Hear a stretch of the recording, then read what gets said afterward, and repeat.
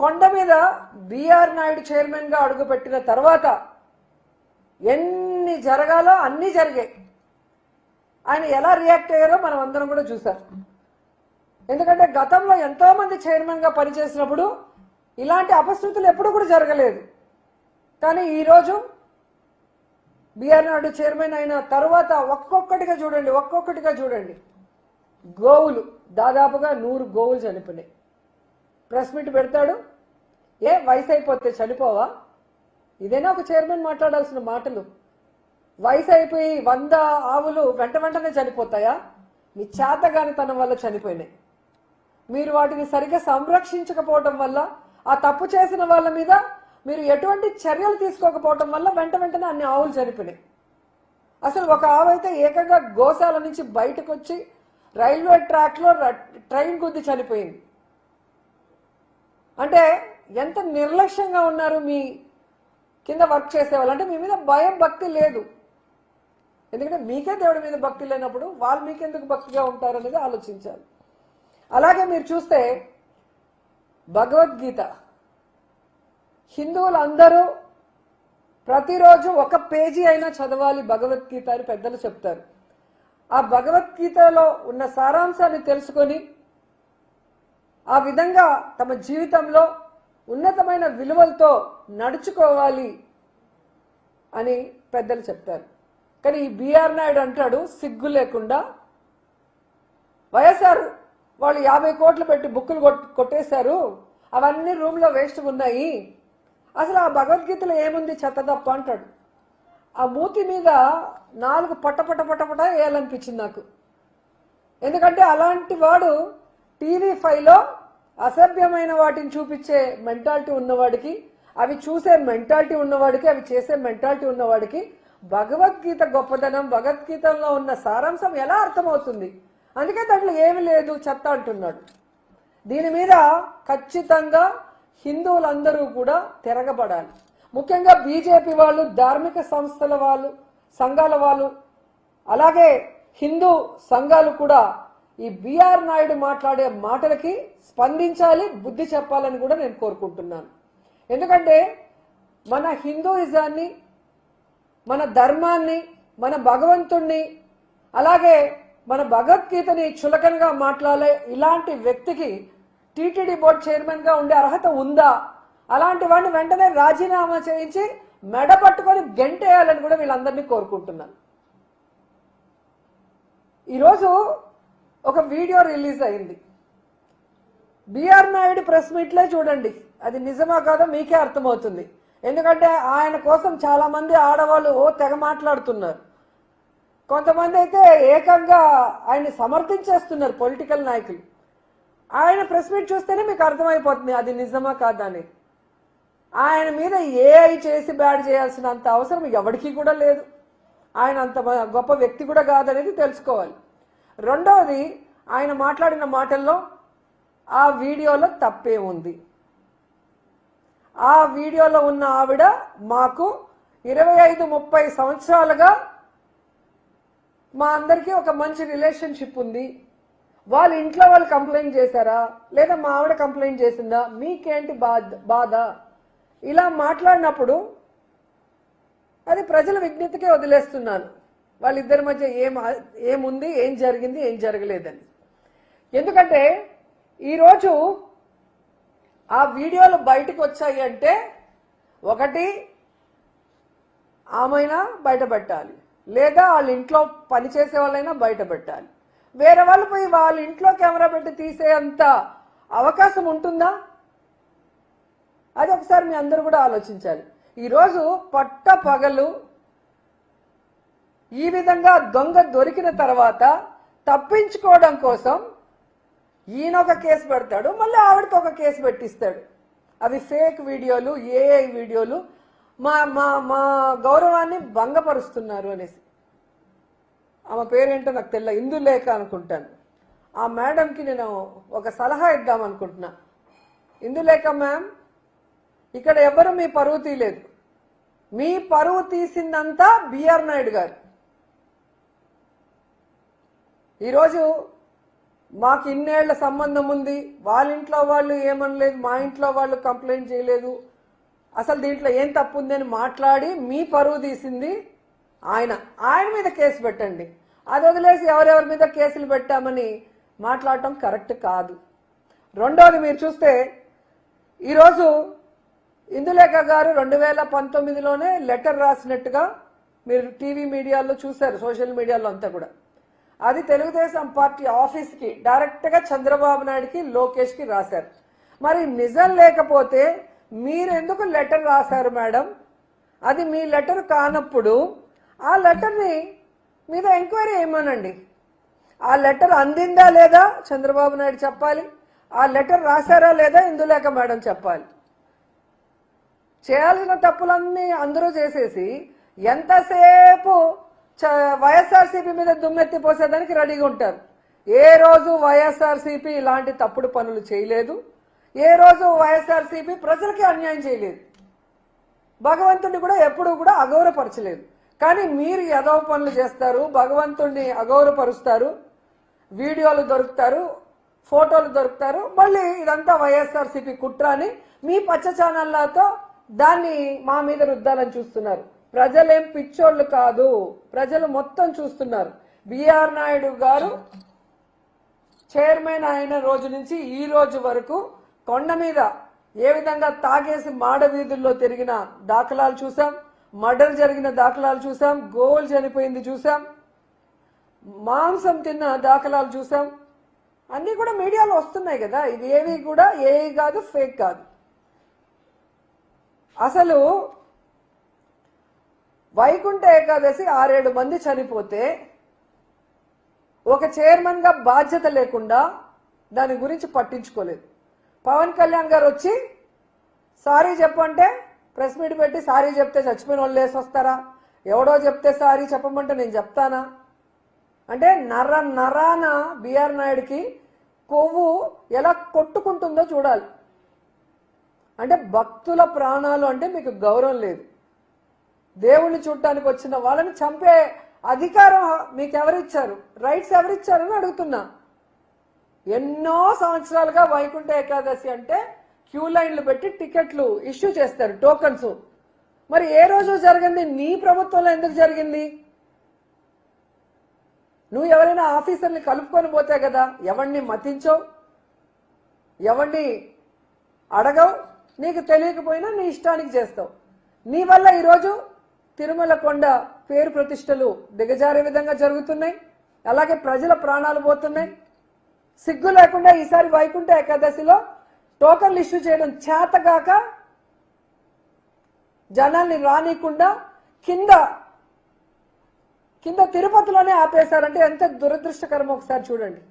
నాకు తెలిసి చరిత్రలో అతి తక్కువ మంది వచ్చిన వైకుంఠ ఏకాదశి ఇదే అనుకుంటా. గుళ్ళో దర్శనం లేకపోయినా కనీసం కొండపైన నించున్న భగవంతుడి ఆశీస్సులు ఉంటాయని అందరూ కొండకొస్తారు. టోకన్లు ఇవ్వకపోవడం నీ చేతగానితనం. దాన్ని కప్పిపుచ్చుకోవడానికి కొండ మీదకి కూడా ఎవరిని రానికుండా ఈరోజు నువ్వు చేస్తున్న పని ఏంటి? అండ్ ఈ రోజుటి వరకు నువ్వు తిరుమల ప్రతిష్ట పెంచే విధంగా ఒక పనైనా చేసావా? లడ్డూ గురించి చంద్రబాబు నాయుడు అంత నీచంగా మాట్లాడుతుంటే, పవన్ కళ్యాణ్ అంత నీచంగా మాట్లాడుతుంటే, ఒక చైర్మన్ గా ఉండి నువ్వు దాని మీద స్పందించి ఇది తప్పు జరగలేదు, జరగని దాన్ని జరిగినట్టు మీరు ఎలా చెప్తారు? మీ దగ్గర ఏం ప్రూఫ్స్ ఉన్నాయి? ఏం శాంపుల్స్ ఉన్నాయి? ఏ ఇంటెలిజెన్స్ రిపోర్ట్ ఉంది? ఏ ల్యాబ్ రిపోర్ట్ ఉందని అడగాల్సింది పోయి పట్టించుకో. కానీ హెరిటేజ్ ఒక మాట అనగానే ఏ విధంగా లేచి నించొని మాట్లాడుతున్నావో అందరూ గమనిస్తున్నారు. సో దొంగ ఒకరికొకరు సపోర్ట్ చేసుకుంటున్నారు. చంద్రబాబు నాయుడు చేసే యదవ పనులన్నింటినీ నువ్వు భజన చేసి గొప్పగా చూపించి ఈయనంతా తోపులేడు తురుములేడని చూపిస్తావు టీవీ5లో. ఆయనకి నచ్చే విధంగా ఆయన చెవులకి ఇంపుగా జగన్మోహన్ రెడ్డిని వైఎస్ఆర్సీపీ వాళ్ళని ఇష్టం వచ్చినట్లు మాట్లాడి వాళ్ళ మీద నిందలు వేస్తావు. దానికోసం నీకు క్విట్ ప్రోకో కింద ఒక తిరుమల తిరుపతి దేవస్థానం చైర్మన్ పదవి తీసుకున్న నీకు బుద్ధి లేకపోయినా ఇచ్చే చంద్రబాబు నాయుడు కన్నా బుద్ధి ఉండాలి. అంత గొప్ప పదవిని ఇలాంటి నీచుడికి, ఇలాంటి వికృత మనస్తత్వం ఉన్న బిఆర్ నాయుడికి ఇచ్చినందుకు ఆయన సిగ్గుపడాలి. ఇప్పటికైనా అతన్ని ఆ పదవి నుంచి దించి తిరుమల ప్రతిష్టని కాపాడండి. ఎందుకంటే ఈరోజు బిఆర్ నాయుడు అంటున్నాడు, ఎవడు పడితే వాడు రిజైన్ చేయంటే నేను ఎందుకు చేయాలా, ఎవడబ్బ సొమ్ము, నాకు చంద్రబాబు నాయుడు చెప్తేనే చేస్తాను అంటే చంద్రబాబు నాయుడికి చెప్పే దమ్ము ధైర్యం లేదని ఇండైరెక్ట్ గా బిఆర్ నాయుడు చెప్తున్నాడు కదా. అంటే చంద్రబాబు నాయుడు జుట్టు బిఆర్ నాయుడు చేతిలో ఉంది కాబట్టి బిఆర్ నాయుడు ఎన్ని ఎదవ మాటలు మాట్లాడినా, ఎన్ని ఎదవ పనులు చేసినా, ఇలాంటి వీడియోలు ఎన్ని వచ్చినా రిజైన్ చేయమని అడగడు అనేది బిఆర్ నాయుడు గారి కాన్ఫిడెన్స్ అనుకుంటా.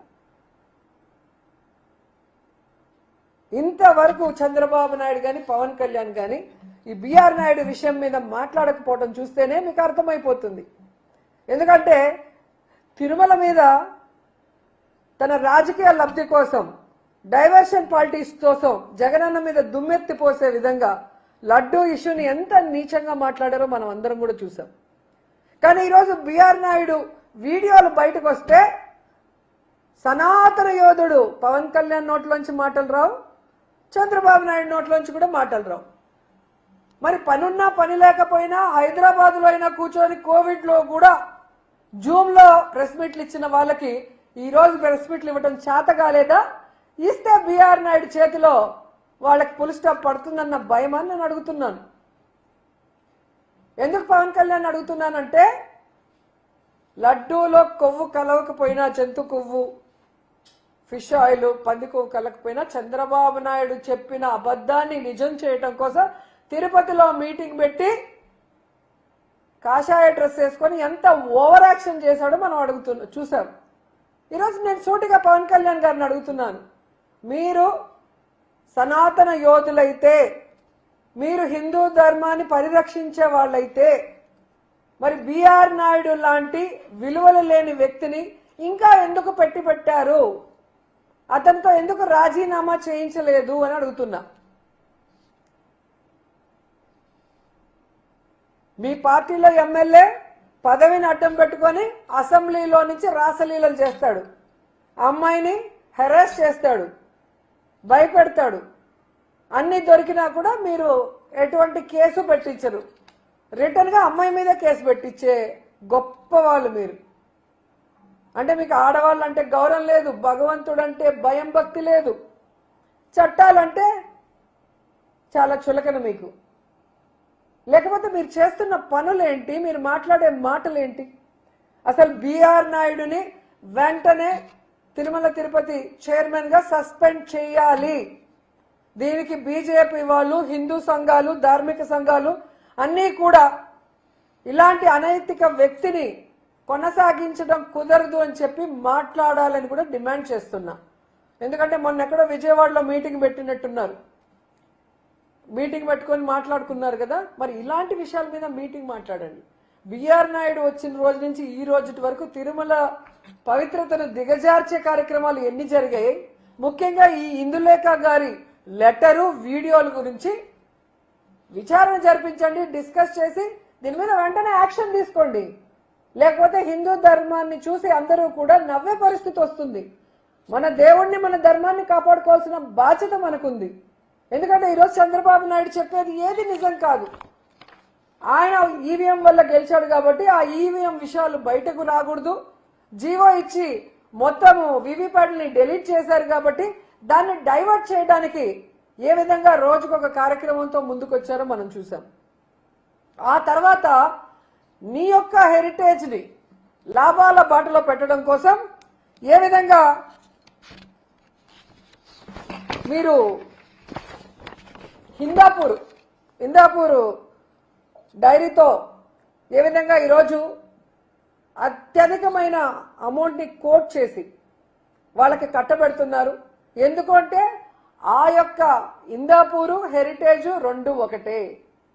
ఆ విషయం భువనేశ్వర్ గారి ఫోటోతో పాటు హెరిటేజ్ ఒక దాంట్లో వెబ్సైట్ లో పబ్లిష్ చేయడం మనం చూసాం.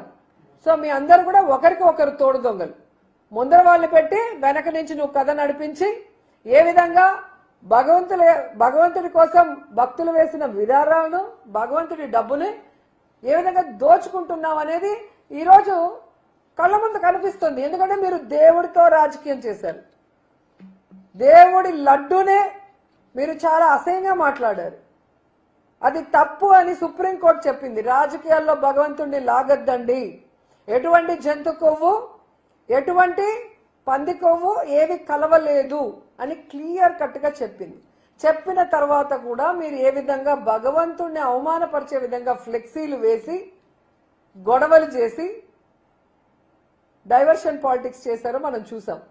ఈరోజు సిబిఐ వేసిన కేంద్ర ప్రభుత్వంలోని వాళ్ళు రాష్ట్ర ప్రభుత్వం వాళ్ళు కలిపి చేసిన ఎంక్వైరీలో ఏమీ లేదని తేలితే నువ్వు మళ్ళీ ఒక కమిటీ వేసావంటే అర్థం ఏంటి? రెడ్ బుక్ రాజ్యాంగం తీసుకొద్దాం అనుకుంటున్నారా? ఈరోజు సిగ్గు లేకుండా బిఆర్ నాయుడు విషయం కూడా డైవర్షన్ కోసం వైసీపీ తీసుకొచ్చిందంట. వైఎస్ఆర్సీపీ పార్టీ బట్టి ఎన్ని సంవత్సరాలైంది? బిఆర్ నాయుడుకి ఇందులేకతో ఉన్న పరిచయం ఎన్ని సంవత్సరాలైందో ఒకసారి చూసుకోండి. వైఎస్ఆర్సీపీ మీద నిందలు వేస్తే నవ్వుకుంటారు జనాలన్న బుద్ధి జ్ఞానం కూడా లేదా వైసీపీ వాళ్ళకి, టీడీపీ వాళ్ళకి, జనసేన వాళ్ళకి, అట్లాగే బిఆర్ నాయుడిని ఎవరైతే సపోర్ట్ చేస్తున్నారో వాళ్ళకి? ఎందుకంటే వైసీపీ పార్టీ పెట్టింది ఇప్పుడు, కానీ బిఆర్ నాయుడు గారికి ఇందులేఖ కుటుంబంతో ఎప్పటి నుంచో పరిచయం ఉంది.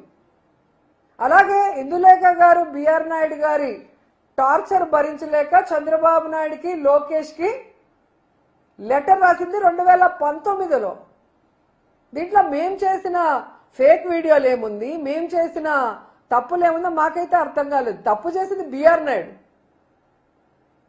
వాళ్ళ దగ్గర డబ్బు ఉందని, వాళ్ళ దగ్గర పవర్ ఉందని, అధికార పార్టీ అండుందని ఈ విధంగా ఆడవాళ్ళని భయపెట్టుకొని లొంగ తీసుకోవాలన్న మనస్తత్వం ఆ టీడీపీ జనసేనలో ఉంది. కాబట్టే ఈరోజు మీరు చేసిన తప్పులకి వెంకటేశ్వర స్వామి ఒక్కొక్కరి చరిత్ర బయటకు తీసుకొస్తున్నారు.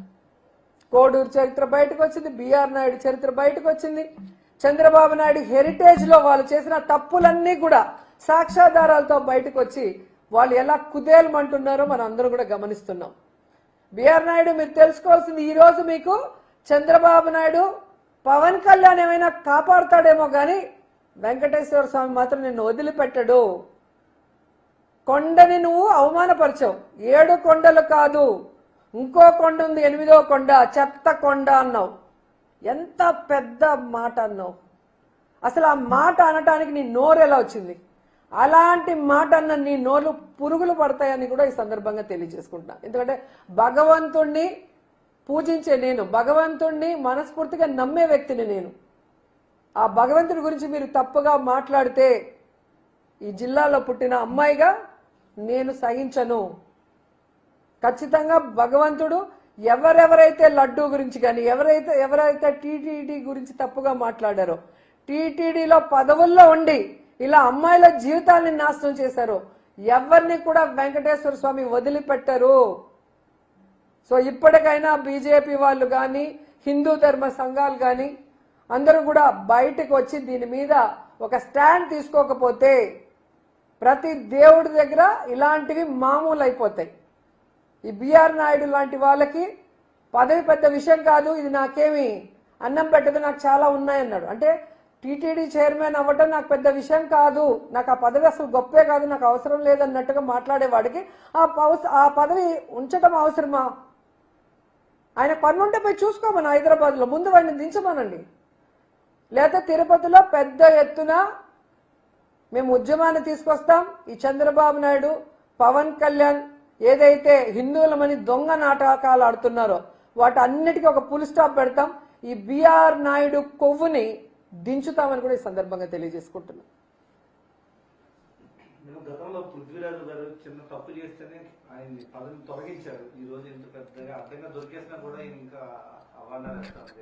ఖచ్చితంగా అండి, ఒక వాయిస్ రికార్డ్ లో ఇలా అన్నారు పృథ్వీ గారు అని తెలిసిన వెంటనే ఏ విధంగా ఆ పదవిలో ఉండకూడదు అలాంటి వ్యక్తి అని వెంటనే అతన్ని తీసేయటం జరిగింది. మీ అందరికీ కూడా తెలుసు.